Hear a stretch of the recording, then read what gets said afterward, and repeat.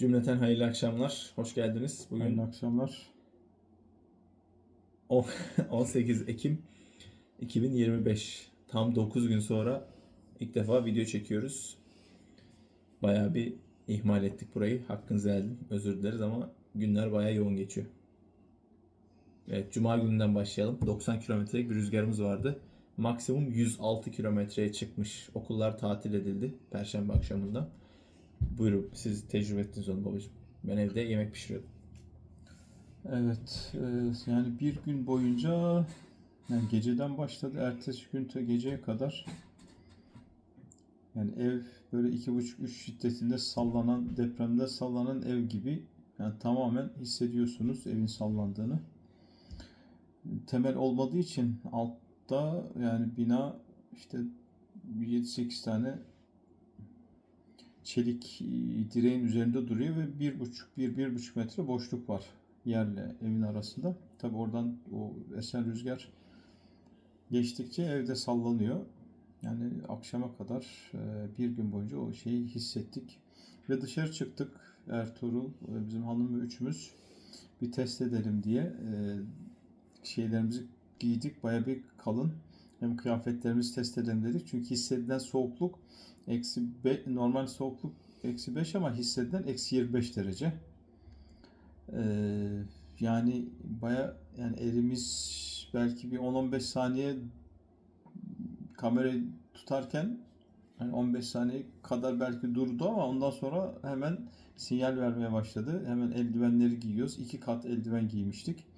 Yani o da çok biraz faydası oldu ama çok onun da faydasını görmedik. Yani gerçekten yani bu -50 dereceye falan çıkarsa yani en çok nereler üşüyor, nerelerden hava giriyor, nerelerimizi kapatmamız gerekiyor. O gün mesela bir de kar gözlüklerimizi taktık. Baya bir rahattı. Rüzgar o kadar çok şiddetli esiyor ki yani ayakta durmanın çok zor duruyorsunuz. Ertuğrul mesela karton vardı elinde. O karton parçalandı, yırtıldı. Belki 400-500 metre ileriye gitti o karton. O rüzgarın etkisiyle. Yani evlerin kenarlarına falan geçtik. Onlar tabii ki rüzgarı kestiği için. Dışarıda oynayan çocuklar vardı. O havaya rağmen o buz tutmuş gölün üstünde falan gittiler, biraz kaydılar, geldiler. Tekrar böyle evin işte gölgesine geçtiler rüzgardan korunmak için. Çok şiddetliydi. Yani ciddi soğuk ve o rüzgarda ayakta durmak da zor. Yani işte denemiş olduk. Bir 10-15 dakika falan durduk. Sonra tekrar eve geldik. Yani fazla şey yapamadık. Dışarıda duramadık. Ve devamlı ev sallanıyordu. Yani o çok enteresan. Yani yerde oturduğunuz zaman yani devamlı onu hissediyorsunuz. Onu bir test etmiş olduk. 90 kilometre hızlı rüzgarda. Ben hiç daha önce böyle bir şey yaşamamıştım. İlk defa böyle bir şey test ettik. Tecrübe ettik. Ve gerçekten de soğuktu. Ciddi soğuktu yani. Ee, Yani her tarafımızı kapatmamız gerekiyor. Kalın giyinmemiz gerekiyor. Yani daha fazlalarını göreceğiz burada. Onun için yavaş yavaş hazırlanıyoruz inşallah. Evet, sonrasında cumartesi günü bir sonraki misafirlerimiz vardı. Sabah kahvaltıya. Yan komşularımız. Hani bayağı bir muhabbet, sohbet ettik. Bir sürü şey öğrendik. Hani bir sürü paylaşımda bulunduk. Ama benim aklımda kalan çok dikkatimi çeken şeylerden biri şuydu. Burada hani hep videolarda bahsettik. Hani balina yiyorlar, balina eti yiyorlar. İşte balina avlıyorlar vesaire diye. O gün öğrendim. Balina değil, balinanın derisini yiyorlarmış. Yani balinanın etine kesinlikle dokunmuyorlarmış. Hani bu kendi kültürlerinin bir şeyi. Eskiden hani kızaklarını çeken köpeklerin çok güçlü olması gerekiyor ve bir sürü köpek sürüleri var. Ve deriyi kendileri yiyip köpeklere derinin alttaki yağ tabakası, kalın bir yağ tabakası var, çok kalın, hani soğuktan korumak için. Arada da et, bunun hepsini köpeklerine veriyorlarmış. Bugün artık o köpekler yok ama kültürel olarak hala sadece derisini yiyorlar. Etini tamamen ya köpeklere atıyorlar, veriyorlar ya da çöpe gidiyor. Hani gerçekten çok garibime gitti. Çok enteresan geldi. Hiç mi hani denemediniz dedim. Hayır dedi, hiç denemedik dedi. Hatta normalde fok balığını da yemiyorlarmış. Sadece derisini kullanmak için alıyorlarmış eskiden kültürlerinde. Fakat bir kere adamın bir tanesi yemiş. Tadı hoşuna gitmiş. Ailesine vermiş derken o şekilde yayılmış. Yani burada bazı şeyler var. Gerçekten hiçbir şekilde bir diğer alternatifini ya da bir diğer farklı yöntemini yapmıyorlar. Ya böyle benim hatta aklıma bir hani iş fikri geldi. Yani şey olarak bakıldığında böyle balinanın hani etini alsak, güzelce pişirsek mesela. Ondan sonra mesela yedirsek. Çünkü mesela bizim yaptığımız işte atıyorum Özbek pilavıdır, fırında tavuğu falan çok çok sevmişlerdi. Yani öyle bir şey yapılsa ve çok sevseler mesela birkaç baharat ve birkaç fırına atıldığında çöp olan bir şey bir anda kültürlerinde çok lezzetli, çok böyle hoşlarına giden bir şey olabilir diye böyle bir düşündüm, hayal ettim. Onun dışında işte gelen hocamız hani dil hocasıydı. İşte biraz dil üzerine konuştuk. Ben hani ismimi yazabiliyorum. Ama burada R harfi yok. Hani Ç, Y, bir de V harfleri yok burada. R harfi yok. Ondan sonra I, U, A. Sadece 3 tane sesli harfleri var bakıldığında. Bir de hani kendi dilleri tamamen hani İngiliz isimler olduğu için hani yani biblical name dediğimiz İncil'den Hristiyan isimler olduğu için hani kendi isimlerinde çoğunlukla tam olarak yazamıyorlar. Mesela Crystal Lee diyorsunuz. R harfi yok. Şey olarak bakıldığında işte mesela Chesler diyorsunuz. Mesela Ç harfi yok. Chase diyorsunuz. Ç harfi yok mesela onlarda. Gibi işte violin diyorsunuz mesela V harfi yok. İşte bakıldığında hani böyle bir bilgi var. Onun dışında hani bir sonraki gün akşam yemeğine hani bir öğrencimiz geldi. İşte yemeğin ortasında böyle bir ağlamaya başladı. Zaten ilk başta da böyle çok hani durgundu. Hani böyle çok hani yemeği beğenmezsem çok özür dilerim falan. Hani ayıp olmasın eğer midem bulanırsa falan hiç daha önce denemedim gibi böyle hani özür diliyordu mahcup mahcup. Ondan sonrasında şey dedi hani ben gerçekten çok duygulandım. Çok hoşuma gitti. Burada çok güzel bir hani sevgi ortamı hissettim. Yani buradaki bu ortam çok hoşuma gitti. Hani bir de aile bizim annem, babam, Ertuğrul ben. Bir de o. Hani özel bir şey de yapmamışız yani o gün ne varsa onu yedik beraber. Öyle çok güzel hissiyatlar paylaştık. Diyaloglar kurduk orada o yemekte. Onun dışında ben şey babam hani biri seni aramış ya. Onu o hikaye Hmm. çok hoşuma gitti. Onu paylaşırsın. Evet, bizim işte geldiğimiz şehre yakın başka bir şehirden hani daha önceden tanıştığımız, görüştüğümüz bir arkadaş veya abimiz diyelim. İşte normal beni Kitchener'da zannederek arıyor. İşte o aradığı zaman mı görüştük? Sonra ben geri aradım. O zaman mı görüştük? İşte nasılsınız, iyi misiniz? İyiyiz. İşte ne yapıyorsunuz, nasıl gidiyor? İşte Kitchener'da öğretmenlik filan. Ben dedim şu an hani Kitchener'da değiliz dedim.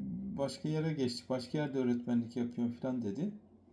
İşte tabii öğretmenlik lafı açılınca bu Quebec'teki bir öğretmenlik yapan, kuzeyinde öğretmenlik yapan arkadaş yani onu da tanıyor. Onunla da görüşen birisi. İşte ya dedi işte geçen onunla da görüştük filan dedi.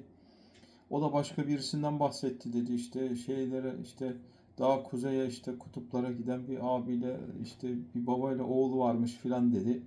Ben de çok hoşuma gitti filan dedi. Gerçekten gururlandım dedi. Ee, işte ya hala böyle gidenler işte yani hizmet için gidenler hala varmış filan diye içimden geçirdim filan dedi. Ondan sonra dedim ya dedim o gidenler biziz dedim işte biz şu anda oradayız yapma ya öyle mi hocam filan dedi Erkam hocam şimdi gerçekten bir kat daha fazla gurur duydum filan dedi. Daha çok hoşuma gitti ya maşallah hocam filan bayağı şey yaptı. O da çok şaşırdı hani bizim gittiğimizi duyunca oraya gidenlerin biz olduğunu. Öyle bayağı bir konuştuk, sohbet ettik arkadaşlar sağ olsun. Yani çok güzel işte temennilerini, dualarını filan belirtti. O da yani öğretmen olmak istiyor.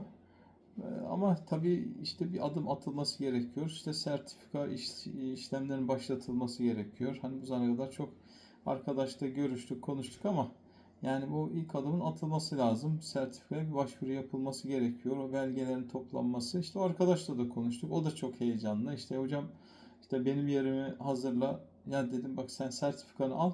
Bütün başvurularını ben yapacağım. Tamam hocam dedi. Bakalım inşallah. Yani öyle ilk başta herkes bir şey oluyor. Bir galeyana heyecana geliyor ama tabii hani sonra yine günlük hayat meşgalesi, telaşeler falan yine normale dönüyoruz gibi geliyor. Rabbim hayırlısı nasip etsin. Evet öyle bir şey yaşadık.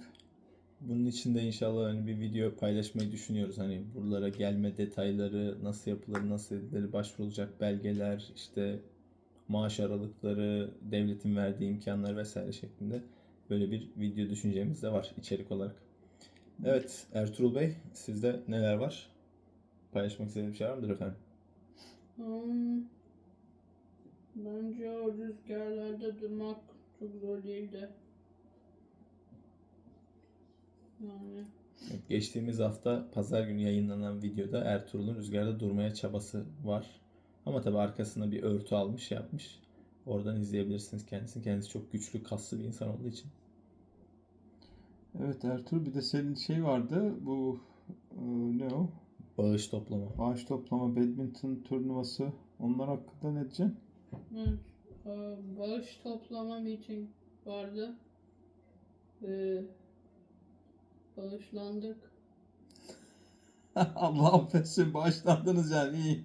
Ertuğrul sen istersen İngilizce anlat buralar hani artık çünkü Okey. çok böyle yavaş yavaş Türkçe hani Ha, sorry. yani buyur. Yani işte öyle bir fundraiser meeting vardı badminton için. Bir İKLVT'e gideceğiz. $400 mı bir kişiyi göndermek için. Öyle malzemeler aldık. $320'lık muffinler, meyve suyu, jello, slush, popcorn, chips, şeker, cookie, oatmeal cookie, ve movie de vardı işte. Ice Age çok eskiden çıkan bir şey, izlemediler herhalde çok burada.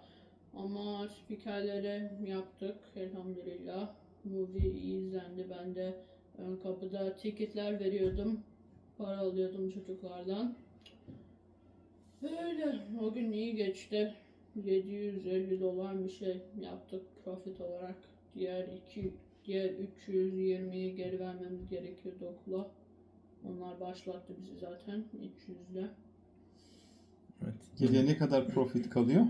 750. $750 750'si. profitleri kalıyor. Yani Ertuğrul'da yani okulu temsilen Kasım ayında işte 4 arkadaş bunlar toplam şeye gidecekler. Başkent, Nunavut'un başkentine badminton turnuvasına katılacaklar. İnşallah. Evet. Bunun haricinde bu hafta içinde bizim okula superintendent geldi. Superintendent yani burada yani 7-8 okuldan sorumlu. İşte yani o Milli Eğitim Bakanlığı'nın altında görevli. Yani Türkçesini bilmiyorum yani müfettiş de olabilir.